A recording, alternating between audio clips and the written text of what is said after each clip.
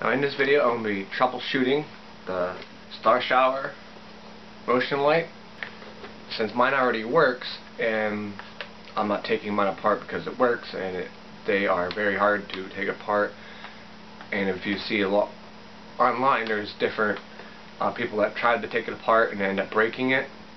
Well, I'm going to help troubleshoot some of your problems, since usually I work with some electronics, and I want to make it clear that you follow the instructions for your Star Shower, because whenever you get yours, usually you'll get it like a 30-day warranty or 15-day or whatever warranty you purchase with it. If you buy it in store or online, you'll avoid the warranty by opening the Star Shower. And not only that, you might end up getting cut.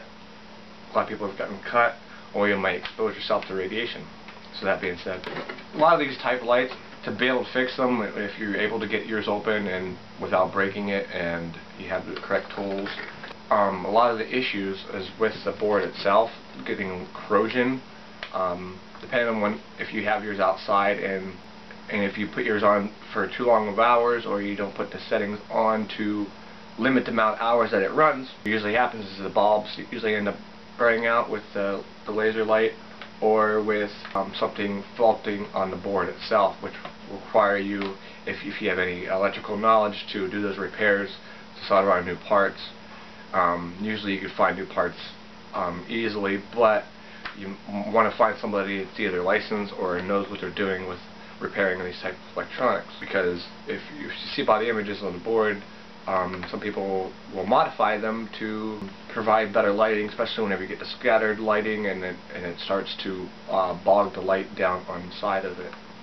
I know that some people, the prices aren't that expensive. Usually you just want to buy another one. Not a lot of people want to do that. A lot of people want to fix the things that they have. So now, of course, when you get yours, it'll state in the instructions not to use one of those additional timers. So if you have different lights that you'd like to put on, and it's like connected to the same type of cables, outdoor cables, whatever, or the same receptacle, you don't want to put one of these on there, because after like 10 days or so, this will stop allowing it to work for additional time settings for everything else. So even having this on the same extension cord plug result in Star Shower motion lights to not work. You'll have to unplug it for a little while and then plug it back in without this, and then you'll be fine again. And what I do is I use the outdoor rated electrical cord, the orange cords, and I just put it in a bucket. Just put a little slice in it, and I put the cords into there so I could keep them safe from the water and snow and whatever point time I put out for the year. Some people use like little dishes, but I wouldn't recommend those because it's too small. And what if you wanted to add another one? Like I have like 3 of them, different lights, and I like them to be all house in one. So if you get your unit open, and sometimes bugs will get in there, and they can eat at those little components, whether it be the wires or if it's not the wires. Look for any darkness.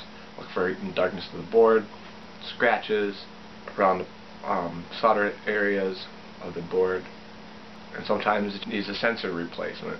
I'm not sure if the website will do that type of thing, but depending on where you live, you may find a place that specializes in repairs of such electronics, but it will cost you probably more than what it's worth, because these are considerably cheap. So if yours is working and you're not having issues, I'd follow the feetage on these things and go far back as you can, because you'll get good coverage of the house by doing so. I've seen so many people put them too close, and it's like in a little area outside, and you can tell that they weren't intending to do that. What I did for mine is I screwed mine to the base. I attached a base on the bottom. It usually sits on the ground, and just screwed it right into the fence, and it's up high enough that it gets a good clearance.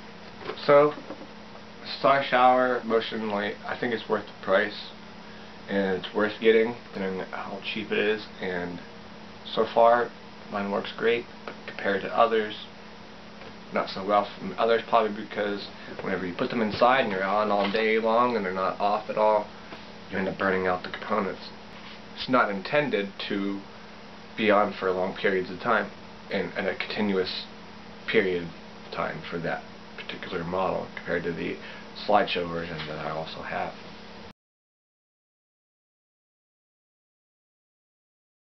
video I'm going to review Slideshow Star Shower light, which, just like the other version, Star Shower Motion Laser light, you will need to not put one of the self timers in there, since it already has a timer, and using one of these timers will render it kind of useless, not work, just like indicated on guidebook.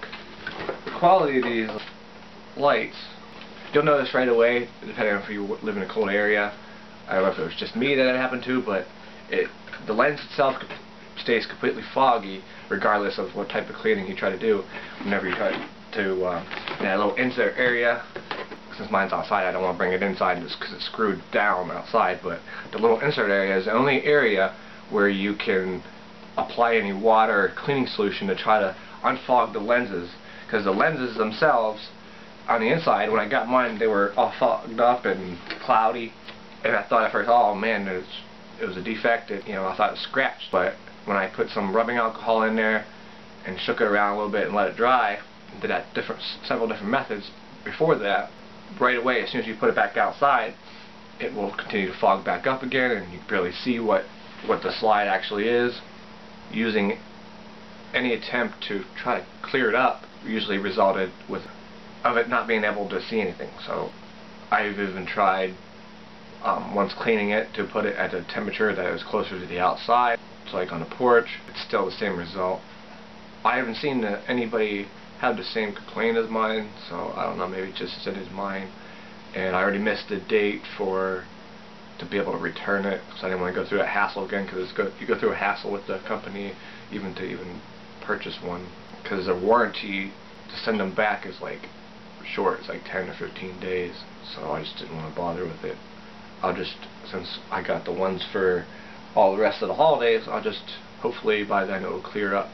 But I do like it whenever it is cleared. What happens though, I think, is the lasers heat the inside of the glass, because since it's glass, it heats it up too much to the point where, just like a window in a car, fogs it up. So, and I also recommend that the base of these, put screws in it. You can screw it down to a fence, and you could get far enough away so that you cover your whole house and then beyond your house a little bit. Mine gets into the trees a little bit, and it's like creates like the sparkly effect with each version of lighting I have. And if you've seen the way in that video in the corner, you'll see how mine's hooked up. It's into a bucket with an outdoor rated electrical cord, even though it says, to put GFCI type of plug. I put mine, and I cut a little hole for the extensions to go inside, and then keep everything in the housing in there. And of course, they don't recommend to do it that way, other than plugging it into a weather resistant plug. So if you're not familiar with outdoor rated extension cords, then I would not recommend doing that if you're afraid of a fire. In conclusion, was this product worth $50, even though I just got this shorter package with 12 slides included with the Halloween, 6 Christmas, and additional package slides? Well, if it actually wasn't cloudy, it would be, I'd recommend it to everybody, but considering that I've only seen the issue that I'm having with mine being cloudy, just being to me, and nobody else having an issue, I'd recommend it in warmer climates. Pretty much worth the price. It's so far so good, of being just past Christmas and everything, and now I got one out there right now with balloons for a birthday. So I'd recommend this one if you don't want to put up LED lights anymore, if you live in a warmer climate. So, the Points of Light product lights is a product I would recommend getting. Not only does it work well, but the remote has extended reach. You can change the different colors when you're inside the house, and you don't have to be directly outside to get the colors to change. It has like over 20 different light settings on it, and not only does it extend onto the house, it also extends beyond the house. It actually gets onto my shed and the trees and on the other side of the yard and everything as well, as long as it's like 15 feet away. But unfortunately, my video that I provided with the example doesn't show too great, because I had moved it from its spot because it fell over or whatever. I just didn't reposition it, I just set it back up. But it's a product I recommend. Points of Light. It's only like $15 if you get it on sale, and it's a lot better quality than those other two lights that I've suggested, which is the Star Shower motion lights and Star Shower slideshow. The lights are better quality than these ones, bigger, seen better from the street view.